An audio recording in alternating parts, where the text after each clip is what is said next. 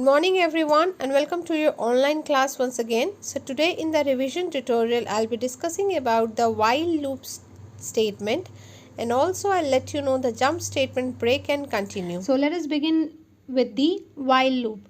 As we have already learned about the for loop statement, so what a while loop does, while loop is basically called as a conditional loop also because it repeats until a certain thing happens. It means it is repeating as long as some condition is true, and it is called by conditional loop. What is the syntax of while loop? Let's see now. You can see here that in a while loop we initialize the expression first of all. So we initialize the value to a variable, and then there is a conditional check statement and along with the while statement obviously. So we will write while and then we will check the condition, and after that we will write the body of the loop, and then there is a update expression. If we want to update any kind of value to it, or if we want to increment the value of a loop variable, then we can write that statement here. So let us see the video first of all so that we can understand it in a better way, that how the while loop works. So to show you the working of while loop, I'm going to show you one program, which is that I'm going to print the first 10 natural number along with their sum. So I want to find out the sum of the natural number and I want to print the first 10 natural numbers as well.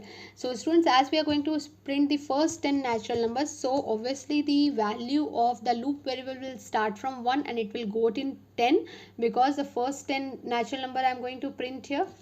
Okay, so I'm writing in here in the comment section that print first 10 natural numbers, so that you will be able to understand the what the program is about, what is the coding which I'm going to write here, right? And sum. So I'm going to take a loop variable where I'm going to take a variable name I, and I'm going to initialize the value as 1 because I want to print the first 10 natural number. Now I'm going to write the initialization expression I have written. Now I'm going to write the logical expression where I'm going to check the condition. So I have written while loop, and while till the time the value of I is less than or equals to 10. Now here there is one more option that you can write. You can write that less than 11 as well. So it will go till 10, it will execute the loop till 10 times, and if you write less than equals to 10, then also it works till 10 times. So it is as per your wish, whatever you want to like. While I less than equal to 10, it means till the time the value of I is less than or equals to 10, keep on printing the value of I, right?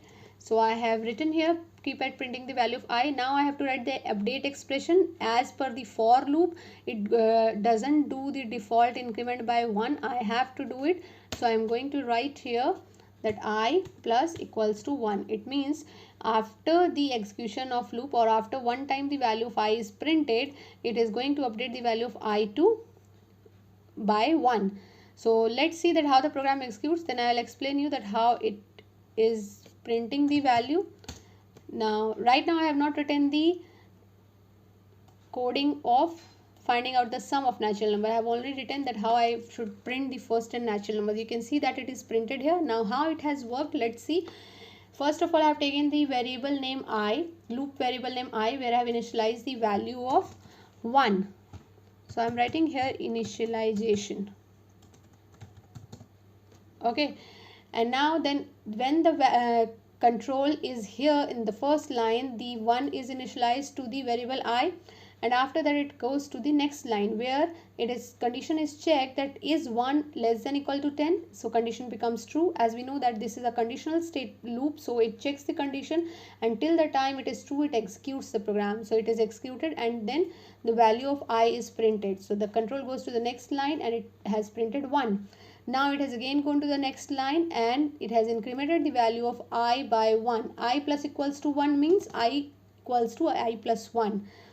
Alright, so the value of I is now updated. Again the loop, the control go to the loop only. So it checks that is 2 less than equal to 10. So it is true again. So the 2 is printed and then the value is again updated.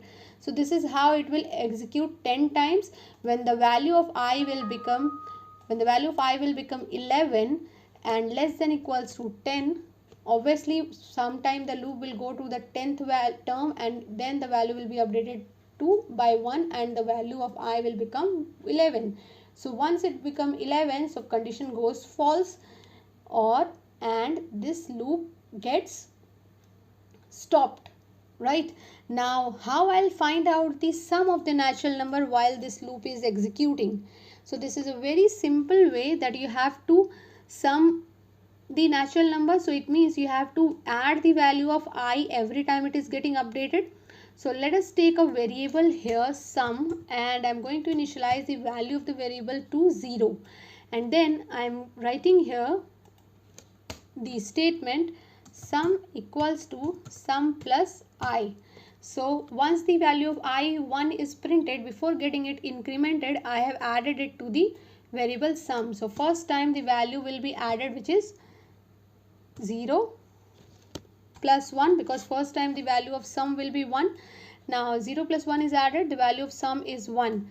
When second time it will be incremented and the value of I will be printed here as 2.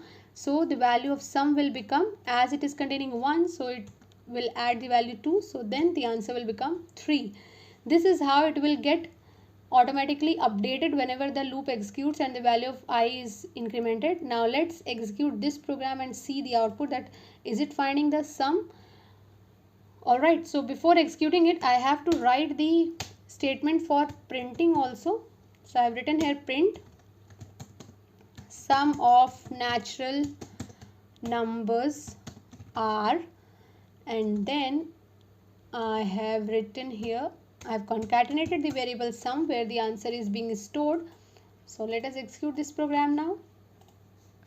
So students, you can see that the output has come here. So first natural numbers is printed. Now the sum of natural number is also printed. I have written this line at the end because I want to print the last value of the sum, or the total of all the natural numbers. If you will write this printing line inside this looping statement, so it will give you the sum every time whenever the value of I is printed, right? So that is why I have come out of the loop. When the loop gets false, so obviously the loop will be terminated and the control will go to the next line, which is a printing statement, output statement, where the sum of natural numbers will be printed. So this is how the while loop works. You can write all the programs, all the series which I have told you with the for loop, with the while loop as well, and whatever loop you find easy, you can write the program with any of the looping statement. Now let us look into the break and continue statement, how it works along with the loop. So now let us look into the jump statements. There are two jump statements in Python. First one is break and second one is continue statement. So I'm going to work with both of these along with the program. First of all, let us see what is break statement. Break statement is actually you can say a statement which forces a program or forces a program or enables a program to skip over a part of a code. It means if you want to terminate a particular code or you want to terminate a particular loop at a particular moment of time, you can use a break statement. And continue statement is also, you can say it is also a jump statement. It also helps you to skip over a part of code, but it is quite different from the break statement, because break statement stops the program to execute at a particular moment of time, and continue helps the looping statement or any other statement to begin the working, or you can say to continue the iteration or the work which is written inside the code. So this is how these two are different. Let us see it with the example so that it is more understandable. Okay, so for using the break statement, I am going to write a program here where I am going to use a for loop, and I am initializing a loop variable I in range, where I am going to print the value from 1 to 10. But I am going to give a condition here that if the value of I is exactly divisible by 3, then break this statement. It means I don't want to continue the loop then. And if it is not equals to, if it is divisible by 3 and it is not equal to 0, then you can print the value of I. So this is a program which I have written, that when the loop executes, as we know that the value of I will be, first time it will be initialized with 1 and it will continue till 10 times, and limit is already excluded, so the loop is going to execute 10 times. However, there is a condition which I have given, that if the value of I is completely divisible by 3 and it gives you the remainder as 0, this is a mod operator which stores the remainder. So if it is equals to 0, then break the loop. It means I want to terminate the loop then and there. So this program is going to give you the answer as 1 and 2, because when the loop value will be incremented and when the value of I at the third time becomes 3, so it will be obviously exactly divisible by 3 and it will be giving you the output as 0. So at that moment of time the statement will be break and this program is not going to jump to the else part. So let us see the output and understand that how it has worked. Alright, you can see that the output has come 1 and 2, because when the loop executes, the control goes here, it initializes the value of I by 1, so value of I is 1. Now value of I is checked by 3, so it is divisible by 3. Is it must equal to 0? No, because when I divide 1, when I'm dividing this 1 by 3, it gives me the remainder as 1. So it is not divisible. So it means that it jumps to the else part and it has printed the value 1. Now again the loop statement get executed here. For loop is executed. The value of I becomes 2. So 2 mod 3 is again remainder 2. So it is printed here. Now when the value of the loop variable I becomes 3. So it gives the answer as 0, which is equals to 0. Now remainder is 0, so it has break the loop and it has not jumped to the else part and stopped working. Now if the same statement I want to continue, then how it will work with the continue statement, let's see that. Continue statement, what I am going to do, I'll just write continue here.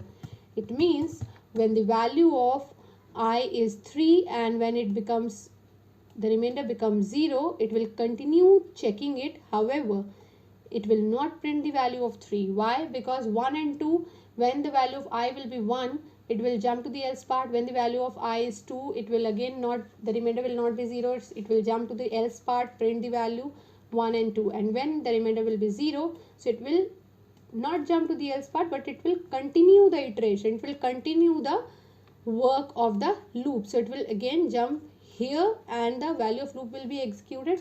So it will be incremented by 1 again. So value of I will become 4 and then the remainder will come what?